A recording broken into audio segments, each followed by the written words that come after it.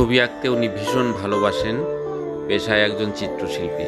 আর এই ছবিগুলো এখন আঁকছেন উনি কাপড়ের উপরে। কিভাবে আঁকছেন, কোন মিডিয়া উনি ইউজ করছেন, উনি হলো ফারজানা রিপা। আমি রং ভালোবাসি। রং নিয়ে খেলতে ছোটবেলা থেকেই ভালোবাসতাম। বিশেষ করে লাল, নীল, হলুদ এই তিনটি রং।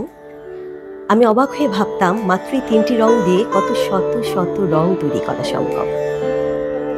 আমার মন এবং চিন্তাকে উস্কে দিয়েছিল রং। আমি আবিষ্কার করলাম যে রং তুলির মধ্যে দিয়েও নিজেকে প্রকাশ করা যায়।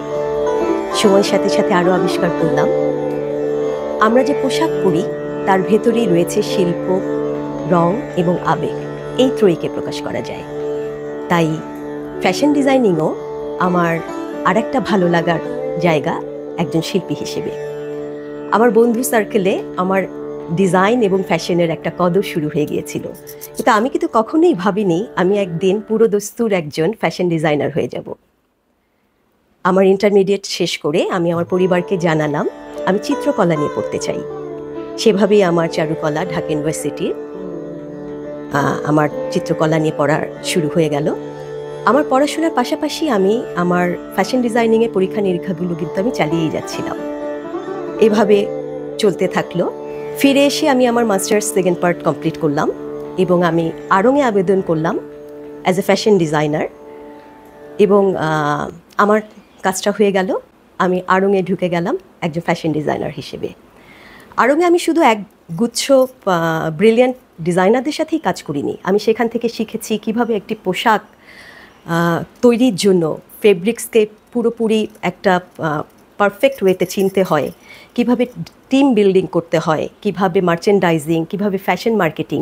আমার হিউজ একটা নলেজ আসলো সেখান থেকে। এরপরে আসলে 2009-এ আমাকে আবার চলে যেতে হলো দেশের বাইরে হাজব্যান্ডের কর্মসূত্রে। এবার আমার গন্তব্য ছিল শ্রীলঙ্কা। কলম্বোতে ছিলাম আমি 2 বছর। এ 2 বছর আমার কাজের অন্যরকম একটা অবস্থা শুরু হলো।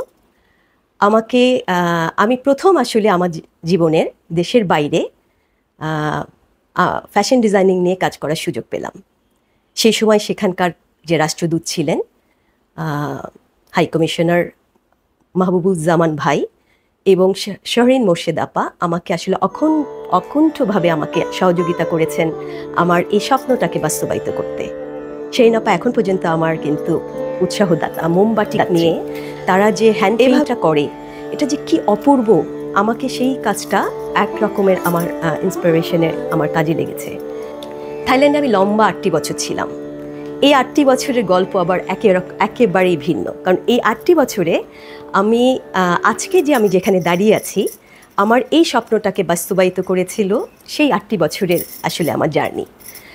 আমি ব্যাংককে এক নাগাড়ে পেন্টিং এক্সিবিশন থেকে শুরু করে ফ্যাশন ডিজাইনিংয়ে আমি সবসময় কাজ করে গিয়েছিলাম, এবং আমাকে সহযোগিতা করেছিলেন তখনকার যে রাষ্ট্রদূতরা ছিলেন, অ্যাম্বাসেডররা ছিলেন তারা।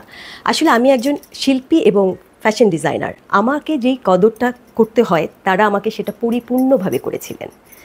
এবং তখন আমি ইমতিয়াজ হোসেন ভাইকে পেয়েছি, আমি রাবা পাপার সাথে আমার পরিচয় হয়েছে, আমার সাইদা মুনা আপার সাথে পরিচয় হয়েছে। তারা আসলে আমাকে আমার জায়গাটাতে আমার সাথে সমান হারে আমাকে আসলে সহযোগিতা করেছিলেন। আমি আসলে শুরুতেই যেটা চিন্তা করেছিলাম ব্যাংককে গিয়ে, যে আমি আসলে একটা ফ্যাশন ডিজাইনের উপরে আমি একটা ডিপ্লোমা করতে চাই। এটা আমার খুব প্রয়োজনীয়তা ছিল কি না আমি জানি না, বাট পরবর্তীতে আমি বুঝতে পেরেছি যে এটার আসলে প্রয়োজন ছিল। কারণ যদিও আমি তখন পুরোপুরি একজন ফ্যাশন ডিজাইনার, আমার আমার সিনিয়র ডিজাইনার হিসেবে আমার একটা পরিচিতি আছে, আমার কাজের অভিজ্ঞতা আছে, তারপর আমার মনে হয়েছে যে কোথায় যেন শেখার শেষ নেই।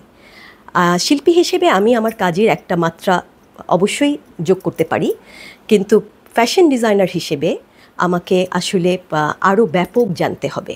সেই জানার ইচ্ছা থেকেই আমার র্যাফেলস, এটা ইন্টারন্যাশনাল অস্ট্রেলিয়ান একটা ইউনিভার্সিটির একটা 50টা ইনস্টিটিউটের মধ্যে একটি ফ্যাশন ডিজাইনিংয়ের উপরে, সেখানে আমার পড়ার সুযোগ হয়েছিল। আমি 2 বছরের একটা ডিপ্লোমা করি। সেখানেও আসলে মজার বিষয় হচ্ছে তারা 4 বছরের কোর্সকে আমার জন্য 2 বছরের একটা ডিপ্লোমার তারা রেডি করেছিল, বিকজ হচ্ছে আমার যেহেতু অলরেডি অনেক নলেজ আছে ফ্যাশন ডিজাইনিংয়ের উপরে। আমার মনে হলো যে আমি আসলে নিজেকে একজন এন্টারপ্রেনার হিসেবেই দেখতে চাই। আমার এন্টারপ্রেনারশিপ শুরু হয়ে গেল 2015 থেকে। আমি কোম্পানি খুলে ফেললাম। আমার কোম্পানির নাম art of living limited. Art of living limited থেকে কিন্তু আমরা শুধু ফ্যাশন ডিজাইনিংয়ে কাজ করি না, সেখান থেকে আমাদের নানা ধরনের পেন্টিং এক্সিবিশন এবং নানা ধরনের আমাদের আসলে ক্রিয়েটিভ কাজগুলো হয়। আমি আমার কাজের ইন্সপিরেশন নেই আমাদের যে প্রাকৃতিক সৌন্দর্য আছে সেখান থেকে, আমাদের যে 6টি ঋতু, সেই ঋতুর যে বৈচিত্র্য, যে সৌন্দর্য, সেখান থেকে শুরু করে আমার ঐতিহ্য, সংস্কৃতি এবং আমার প্রত্নতাত্ত্বিক যেসব আমাদের নকশাগুলো আছে, সেখান থেকে আমি আসলে আমার কাজের নকশা এবং রং সিলেক্ট করে থাকি।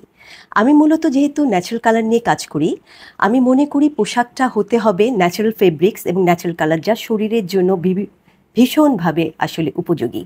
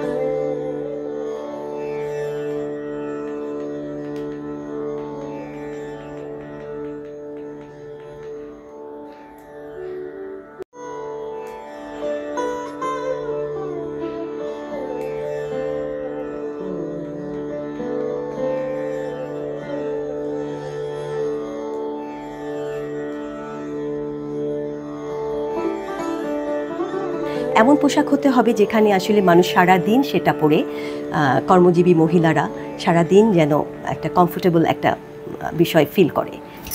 আমি যেহেতু প্রথমেই সবসময় বলে থাকি যে আমি প্রথমে একজন শিল্পী, তারপরে আমি ফ্যাশন ডিজাইনার, তাই আমি আসলে আমার পোশাকটাকেও আমি আরেকটা ক্যানভাসই মনে করে থাকি। আমি মনে করে থাকি এটা আমার আরেকটা মাধ্যম শিল্পের,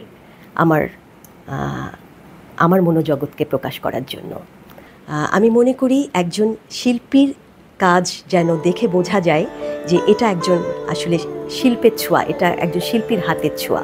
আমি সেভাবেই কাজকে ভালোবাসি, সেভাবেই কাজ করে যাচ্ছি। এভাবেই যেন আমি একজন শিল্পী হিসেবে আমার কাজ নিয়ে মানুষের কাছে পৌঁছে যেতে পারি। দীর্ঘ সময় আমি এই কাজটা নিয়ে বেঁচে থাকতে চাই। এটা আমার এক ধরনের ভালোবাসার জায়গা, অন্তরের জায়গা। আমি এটা নিয়ে এগিয়ে যেতে চাই।